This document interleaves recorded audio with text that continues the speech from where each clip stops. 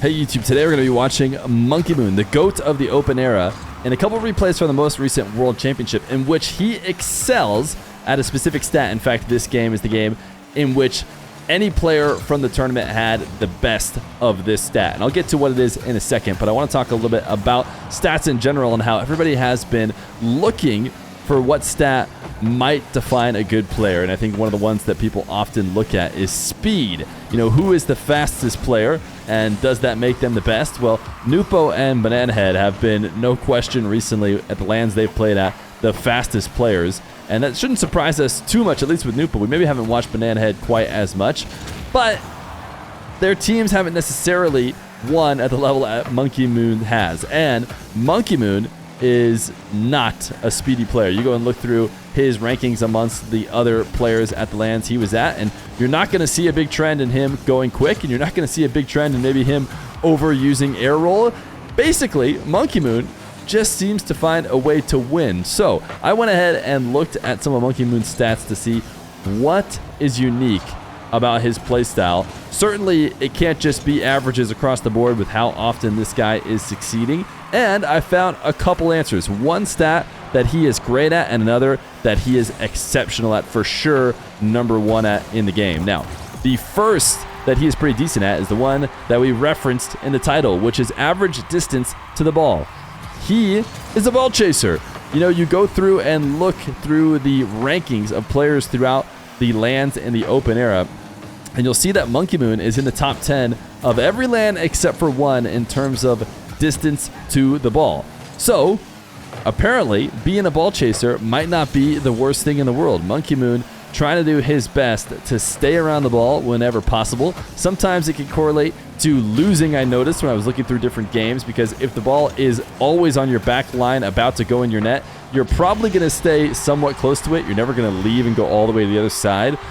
So it has correlated to players who are stuck in defense a lot, but I don't think Monkey Moon is. I think Monkey Moon has had a lot of success over the open era and yet still finds a way to be close to the ball. So I think he is, in the more, real sense, chasing the ball, like people often probably get flack for in ranked. But the real stat that he is actually exceptional in, unlike anyone else, is distance to his teammates. The shortest distance to his teammates.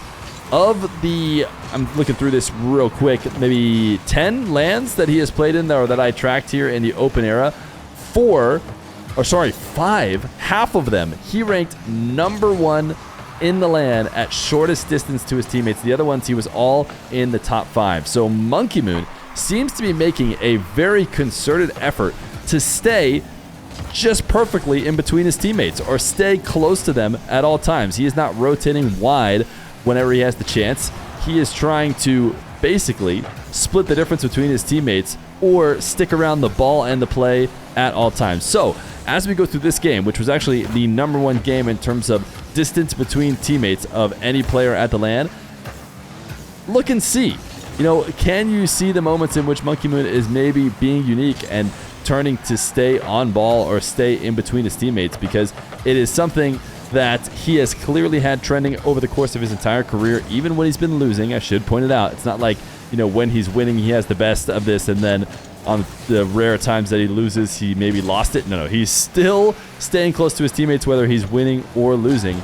But he is clearly a massive standout in that, as right now he tries to shadow and actually needs help from his teammate, who is staying close to him, and a great save on the goal line to keep his team up 2-1. But we're just going to take a look at the rest of this replay and the next one to see if we can notice the trends in Monkey Moon and just how much he likes to rotate. I think it goes to show, just how perfect of a 3 his teammate is. This is actually one of the rare times I see him almost separating from his teammates entirely in order to pick up this back corner boost, and now being forced to make a read off the back wall.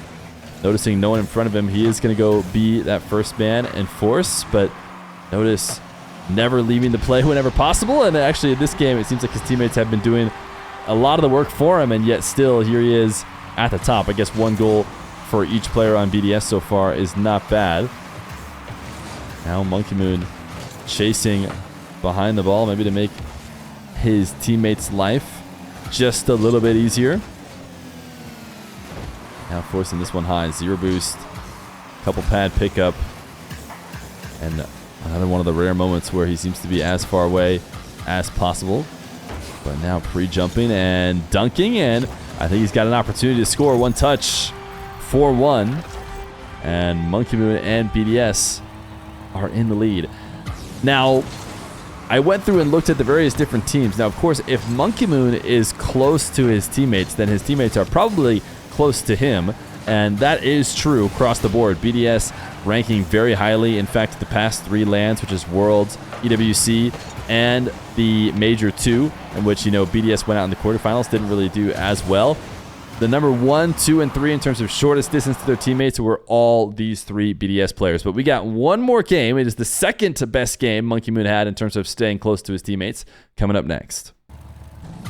This time, BDS are playing against the Falcons as opposed to the Gentlemates, and we're going to try and look for trends and opportunities in which Monkey Moon plays close. In fact, right here, just right off the bat, now that I'm looking for it, a really close follow on Exotic. And in fact, what I would normally consider just a bad double commit, but it does seem to be Monkey Moon style as he jumps up behind Drally to stay close. Now, you might be wondering, distance to the ball and distance to your teammates, is that just something that all the teams that are winning or, all the teams that have won majors have really high values in? And no, the answer is no. If you go back and look through, different winners like G2 at this last Major 2 before the Worlds, they did not have a, close distance to each other. A lot of teams play very separate. I think some examples of teams that play, as differently from BDS and Monkey Moon would be the Rule 1 teams with Nupo. I talked about Nupo playing fast. He is playing fast, and he's playing maybe out ahead of his teammates, or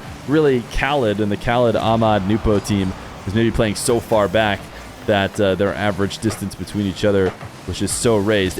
You would think in general you want to keep it close, but there have been teams who seem to have tons of success with maybe a player back more often. Like I think checking Vatira's stats, you could see he was staying back at some of his championship winning teams, and it ended up working out. But the BDS teams and Monkey Moon like to keep it fairly tight and close together, as Monkey Moon is going to launch this one, try and find a teammate.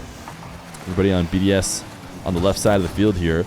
But, even in moments like that, Monkey Moon, instead of rotating out underneath his teammates and maybe putting distance between them and picking up some boost, he looks to kind of stay on the ball and do what would often be considered, a double commit type play, but clearly one that has worked out for him in the long term, as he is going to drop the ball over to Drally and pick up some pads to stay close for a moment there. Looked at the 100 boost to see if it was worth grabbing. I don't even think it was there. If it was there, he probably would have created some distance between his teammates and got it, but it wasn't, so he stays a bit closer and picks up pads. On a kickoff, one teammate demoed. Monkey Moon picking up the 100 and closing the distance to the ball. Not able to create anything off the side wall. And after picking up the 100, is quick back into the play.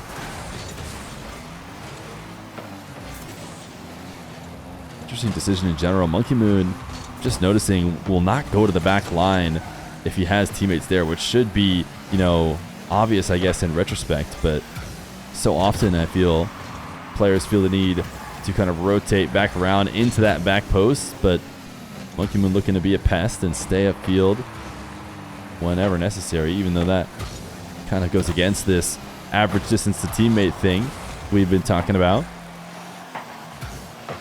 Exotic going to set up Drally right now.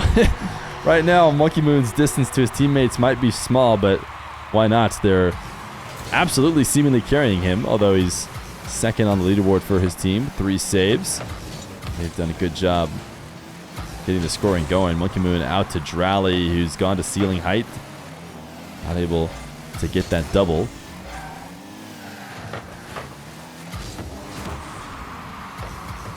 But when you're looking out for it, it does seem to be, a lot of moments in which Monkey Moon seems to be right up behind his teammate, not really giving them a ton of space to breathe, and yet clearly finding ways to make it work.